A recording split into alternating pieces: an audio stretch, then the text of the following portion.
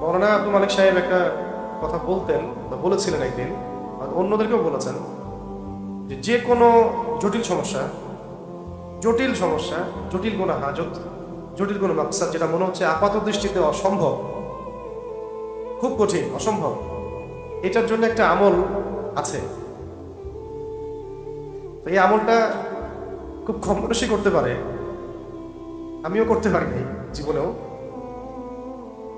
তো আমলটা জেনেছি, জানাই দিলাম আপনাদেরকে, যদি আপনারা পারেন তো করবেন।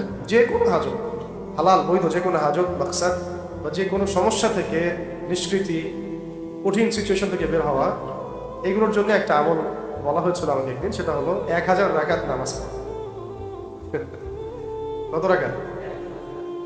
4 করে হোক, 2 করে হোক, 1000 রাকাত নামাজের নিয়াত করে পড়তে থাকে।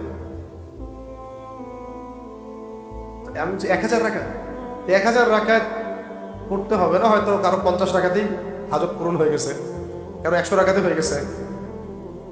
আর যদি শয়তানি কোনো বিষয় হয়, শয়তান নিজেই বলবো বাবা নামাজ পড়িস না, তাও এটা নিয়ে নে। হ্যাঁ, কারণ শয়তান তো চাচ্ছে না যে সে আল্লাহর নৈকট্য পায়। এটা হচ্ছে ওই আয়াতের একটা ব্যাখ্যায় আসে, ওয়াস্তাঈনু বিস-সাবরি ওয়াস-সালাহ, তোমরা ধৈর্য এবং নামাজের মধ্য দিয়ে আল্লাহর সাহায্য চাও।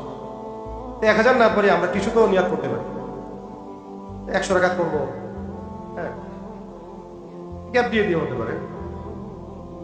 আমার সময় এমন হয় যে ঠিক আছে আমরা 50 জন মিলে 1000 রাকাত পড়ি আসেন, এমনও হয় অনেক সময়, হতে পারে। তো এই আমলগুলো আছে, আরো আরো বেশ কিছু আমল আছে।